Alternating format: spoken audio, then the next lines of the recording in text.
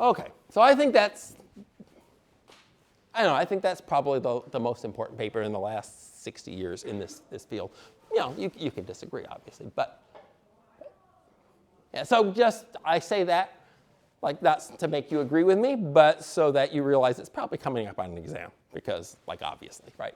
If Ivan has a thing for this, he's probably going to write an exam question about it, so you should be aware I have a thing for it. Okay. So while we're here, I'm going to talk to you about a paper I'm working on, not because it's the most important paper in the last 50 years, but because I think it's useful to see how when you learn these things, you can apply them to other stuff, and also because it's useful to see what your professors are doing in their own research, just so you know, right? And so this is a paper on cognitive dissonance and political ideology. And it's very different from the McKelvey paper, but uses a lot of the same techniques, same sort of space of policies, and all of that. Okay. So it's a paper about how cognitive dissonance, which is a theory in psychology, have people seen it in their travels? Cognitive dissonance? No? Okay. People taking behavioral economics? Yeah, so they didn't show cognitive dissonance? I'll take it right now. Yeah, it's not actually the core of behavioral economics, but it's a psychological theory. And the psychological theory of cognitive dissonance is that we have core beliefs about ourselves, and we interpret the world to reinforce those core beliefs. So your core belief might be that you're a good person, right? And so as a good person, you do good things, because obviously you're a good person. And then when there's something that is possible to interpret as a behavior that wasn't a good thing, you reinterpret the world to make that be a good thing, or at least not as bad. So for example, they do experiments where, and this is back in the day, like you couldn't get this through ethics nowadays, but back in the day they would bring in students and just be thankful that you're not a student back in the old days. They'd bring in students to the psychology lab, and they'd sit one of them down, and they'd have other one behind a glass, and he'd be told by a guy come in a white coat and say, give this guy a shock. And he'd push a button, and he'd shock the other student. You can see that there might be ethical considerations, I don't know. But it's only students, it doesn't really matter. Right, so we're just doing this to students, so it's fine. And you're shocking the students, and afterwards, they interview these guys, and people who gave the person a shock would say afterwards that, well, he wasn't a very good person, so obviously he deserved it. And you'd reinterpret the world so that giving this person a shock, it's just, he's just a frat boy, so it's fine. He's just a student, it's fine. You'd reinterpret the world so that the thing you were doing wasn't so bad, right? And they'd interview them beforehand, and they'd say, yeah, he's a nice guy. And then afterwards, oh, well, he's such a jerk. Right? Because you gave him a shock, you'd reinterpret the world so that you weren't an evil person by doing this thing, right? Doing the horrible thing the authority put you in. And you can see that like in lots of things, right? When you're doing bad things to people, you tend to make them worse and worse in your mind. Kick a puppy, as you do, but it is a bad puppy. Puppies are bad. But they also had like the load of early experiments are like horribly sexist. The old days weren't great. They'd have these things where they'd bring in a bunch of housewives and they'd give them kitchen appliances, right? And because obviously that's what girls like. Although the best gift I ever gave my wife was a kitchen appliance, and she was so happy. So you got to know your girl too. But generally speaking, girls like other things but kitchen appliances. But anyway, they give them kitchen appliances because the scientists, that's all they knew back in the day. And they gave them kitchen appliances, and then here's some kitchen appliances, and then they say, pick one, and they'd pick this one. And then they say, well, now we have a chance, and you can read the materials about these and learn about the features of these, and you'll get a chance to switch your choice, right? And so there's a chance to learn information, but what everyone would do is they would go and read the one that they had already picked, even though they picked it with no knowledge whatsoever, right? because they want to reinforce themselves as a smart person. The theory is, like, this is the experimental evidence that the people do this. The theory is, the cognitive dissonance theory is, that they have in their mind that they're a smart person, and therefore they would have made smart decisions. And so they are reading material to reinforce that this was a good choice, rather than to find out that maybe it was the bad choice. Okay? And this is a big deal in politics because, as we know, people tend to read stuff that reinforces their political views, which is a very similar thing, which means that your views are going to change. Like, as you read all the wonderful things about this appliance, you're going to think this appliance is better because it's marketing blurb, obviously, right? And so you're going to reinforce that decision.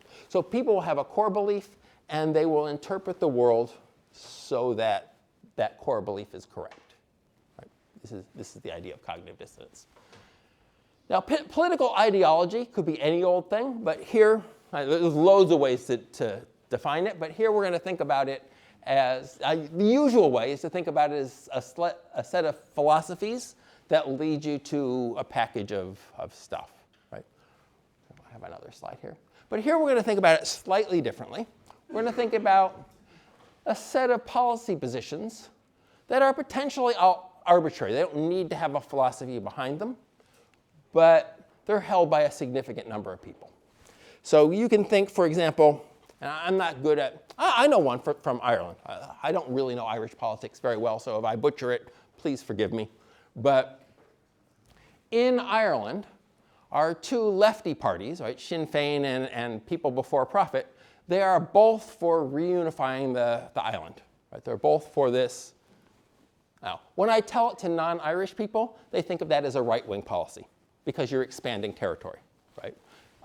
Now, right-wing, left-wing is kind of arbitrary, but our lefty political guys are more towards reunification than our non-lefty parties, right? And these things, at least to me, and you may correct me if I'm wrong, they seem unrelated to whether you think poor people should be supported or whether there should be more money into the health system or stuff like that.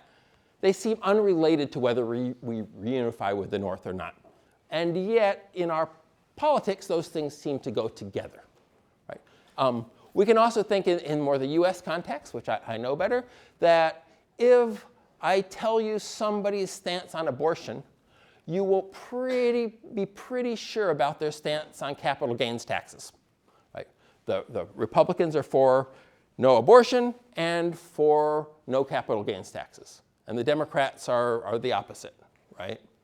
And it doesn't seem to me that there's any particularly obvious connection between those two things, but the vast majority of people fall in one of those two camps, and those views tend to go together. And so that's what we're going to think of as a political ideology, that there's these things that are potentially unrelated, but people tend to believe them as a package rather than as individual things. And so this paper is going to be how cognitive dissonance leads to the forming of these political ideologies. Okay. There we go. So we're going to need three features of this. We're going to need multiple policy dimensions. Connection with this class, yes, we'll need multiple policy dimensions for it to work, just like McKelvey needed multiple policy dimensions for his thing to work. Okay? It's going to be a different mechanism. It's not going to be the same mechanism, but there's something special about one policy dimension. And I think that's a large part of why we really want to think on left and right, because it's simple. But as soon as you add two policy dimensions, things become much more complicated and much more interesting. Okay? We're going to need some outward forces on politicians' policy choices. Right? So we know if we had one policy dimension and we had the Downs model, all of the guys would move towards the median voter, right? And we're going to have a bunch of policy dimensions, but they're going to be kind of not necessarily connected, two unconnected policies, right? And if we just let Downs do his job, we're not going to let Downs do his job, everyone would move towards the median voter. So we need some reason why people move away from the median voter, why politicians move away from the median voter. And we have a number of reasons that, as we had on the exam, where this would happen. But we need some of those. We're not going to model those, but we're going to have those in there somewhere. And we're going to need voters with cognitive dissonance. Okay. Okay, well, you know all this stuff. Yeah, this was for other people, but you guys know this. This is me presenting to my colleagues who don't necessarily know this stuff, but you guys know it, so that's fine. Okay. So each voter has an ideal spot. Voter I has a spot on policy J. So we're going to think in 2 mostly, but it works for any number in just the way you've seen before. And we're going to start out and think that initially voters are just completely uniformly distributed over the policy space. Okay, so again, we have a vector. A guy's preferences are a vector of all the different policies he might have. So his preference on policy 1, his preference on policy 2, and so on. Right? And we are going to, like in the 3 Little Pigs story, we're going to have voters be myopic. They don't see the future coming. They just vote on whatever's before them. Okay? In just the way we had when we were doing 3 Little Pigs. And we said, like with 3 Little Pigs, if they weren't myopic and they saw what the wolf was doing, the whole thing could fall apart. And so this is important, that we have guys just sort of voting on each issue as it comes before them. Okay, we have 2 political parties, A and B. 2 chosen because 3 is hard and 2 is less hard, and that's why everyone studies the US and very few people study Europe, because Europe is hard and the US is simple, because of the number of political parties. Okay, but so normally we'd have everyone at the median voter in each and every policy, but here we're going to have them away from the median voter. And we're going to have them do that in a symmetric way. So if guy A is a little bit to the left to the median voter, guy B is going to be a little to the right of the median voter. If guy A is a lot to the left of the median voter, guy B is going to be a lot to the right of the median voter. There's some forces making them go away. Maybe they have to win a party primary. Maybe they have to raise money. Maybe they have to get people to actually show up at the polls. But for whatever reason, the parties are located away from the median voter in each of the policies. Okay. Okay. Okay. And you guys know that stuff, so we won't talk about that. Okay. So the parties are located at a particular spot, and they're symmetric. Okay. Okay. And this I already talked about as well. So how do we do cognitive dissonance in voting theory? So I'm going to have to choose between these 2 parties, right? I have to either vote for guy A or I have to vote for guy B. And they're both wankers, and they both have policies that I disapprove of. I just got to do the best between these 2 guys, right? I don't know if any of you guys ever voted in the US, but I think everyone who ever has that sort of feeling about them. Okay, which one of these? Anyway, so you have to pick one of these guys, and you do the best you can, right? So in the end, I kind of have to choose the lesser of 2 evils. There's probably going to be situations where I like guy A on 4 policies, and I like guy B on 1 policy. And I have to decide which one of those is more important, depending on how much I like guy A on the 4 policies and how much I like guy B on the 5th policies, like how different. But I'm going to have to pick, I'm going to have to vote against something that I care about in either case, because I have to vote for A or B. And in at least one of those policies, the guy I'm voting for is going to be wrong and the worst candidate in that policy. But I have to pick one. Right? So I pick one of these guys, and what do? Now, I don't really think of myself, I don't really like to support evil as just this thing. And so what I'm going to do is I'm going to, if I vote for A, the guy that has 4 policies that I agree with, and I vote against B, who has 1 policy that I agree with, at least better than A, I'm going to say, well, I don't like to, when I see him doing the things that he promised to do, when B wins, when my guy wins and I see him doing the things he promised to do that I dislike, that's going to grate on my nerves, right? So I voted for that. Oh, my God. And so what I'm going to do is over time, I'm going to change my beliefs. I'm going to change my beliefs on that policy that I disagree with him on so that I don't disagree with him as much. Okay? And this can come from a number of sources. One source could be that I just, I try to stop thinking about that stuff so much because it bothers me as I'm doing it. It could be that I just You know, I don't want to think of myself as having voted for that stuff, so I sort of changed my beliefs. It could be the kind of material that I read, right? Because now I'm an A voter, and now I get all kinds of material about how A is doing great policies, and I don't get so much from the B guys anymore. And so they start convincing me because I'm reading that material and I'm not reading the other material, right? So just like the housewives choosing which stuff to read about the kitchen appliances, I'm only reading literature that reinforces that A is a good guy. I'm going to mitigate my beliefs on that. But the important thing is that because of this cognitive dissonance, once I've voted for A, or maybe I've talked about him in a dinner party and said he's the better candidate, whatever. I've had some interaction about A, then I'm going to start to mitigate my beliefs. I'm going to change my beliefs on the things that I think A is worse than B, so that he's not as worse as he was before.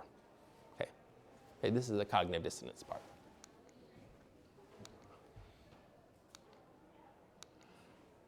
All right. So here's how we can do it sort of abstractly, like put it in math. And for those of you who thinking about going on to graduate school in economics, this is the whole thing. You have a story, you need to tell it in math. We do a story, math, graphs, they all have to match up, right? So we have to convert this cognitive dissonance story into math, and we need to do that because math forces us to think extremely logically about it. And once we have it in math, then we can use all the power and the glory of mathematics to force ourselves to think logically about it, right? And so we're always telling our stories in math in a way that you haven't seen in undergrad. It's like math, because all our stories we want to think logically about. Okay? So if that freaks you out, graduate school in economics is not for you, try something else, right? But if that sounds fun, then it may be for you. Okay? So I need to convert this into math. And so here is my belief before I voted for this guy.